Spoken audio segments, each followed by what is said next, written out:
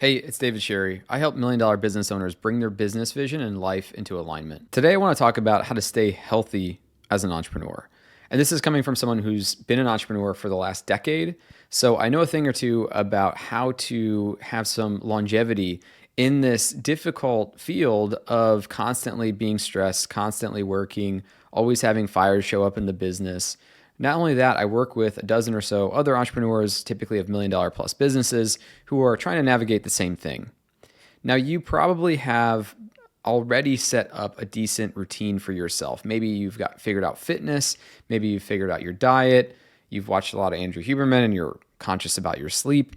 But what can we do beyond that? How can we go beyond the basic health tips and start to ground ourselves into some better psychology that's really going to help us last for the long run? And let's face it, if you work for yourself, if you're an entrepreneur, it's probably the case that one of your biggest fears is needing to go back to working for someone else. So longevity as an entrepreneur is key. It's also key for creating big outcomes. The reality is most of the big outcomes that are going to show up in your life are going to come from years of persistent effort, not some get rich quick scheme that's going to get you rich overnight. Those don't last. This is for people who are serious about being an entrepreneur for the long run.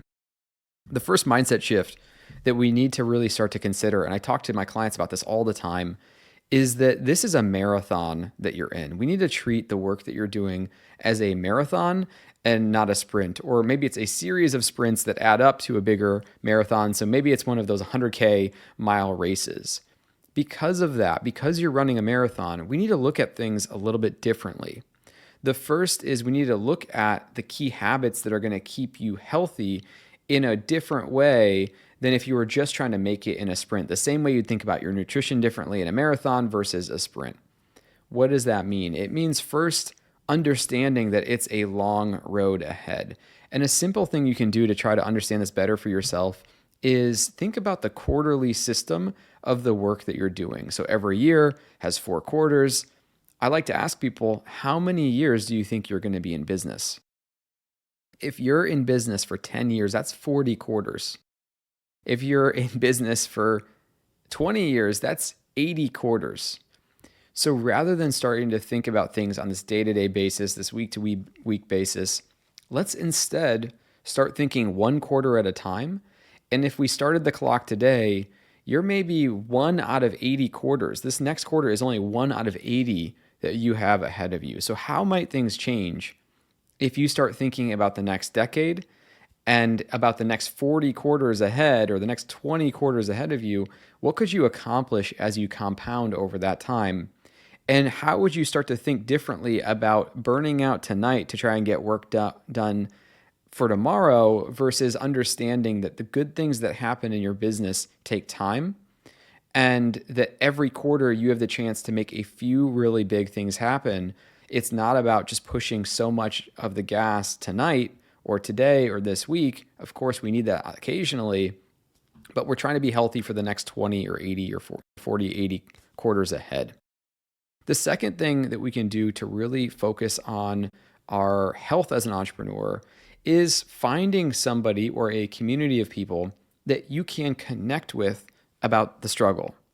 I remember when I was starting my first business and I was extremely stressed, it was so helpful to have a fellow founder, a partner in crime, somebody that I could talk to. And if you're a solo founder and you don't have co-founders, or maybe you have co-founders, but it's tough to talk with them, finding a group of entrepreneurs that you can talk with about what's going on can be really helpful just to process the information that's happening, just to process what's going on day to day, week to week, and help give you that perspective.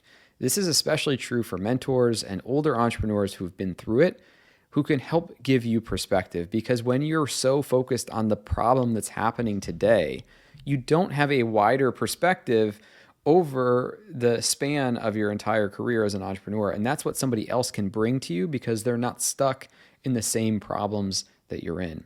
So having somebody that you can connect with on the struggle is really important. And there's loneliness here because oftentimes people's friends don't really understand what they're going through. People's parents don't really understand what they're going through. And that's because they might not be entrepreneurs themselves.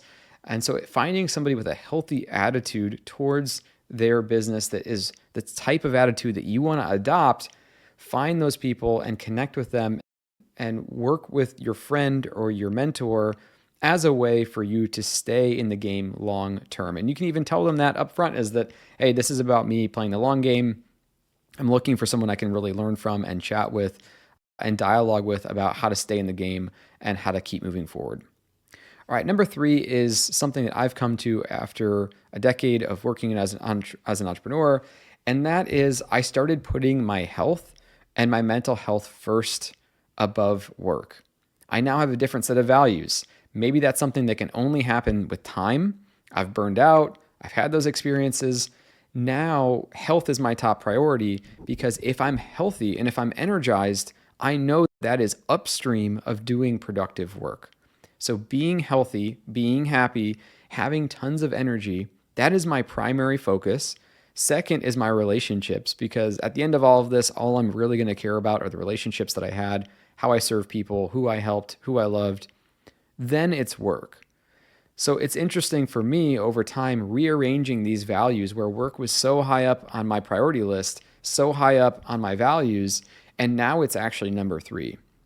And so by prioritizing my energy, my mental health, and my happiness first, I know that downstream of that, I'm going to do the work that's actually the best possible work. So it's a strange way to actually get into being most productive, is to be happy. And I really like the Tony Robbins phrase of state before strategy, meaning feel great before you work on a hard problem. Don't work on a hard problem feeling terrible. You're going to have a very closed-minded view, a very stressed out view about how you're trying to solve something. Feeling great is one of the most productive things that you can do. And I hope that's one of the biggest takeaways you have from this video today. So I'm wondering what resonates for you. What habits have helped you feel super healthy as an entrepreneur? You can always start small. You can implement one of the things that I just shared with you. If you have any thoughts, questions, comments, you can leave them below. I'll be back again with another video very soon. Later.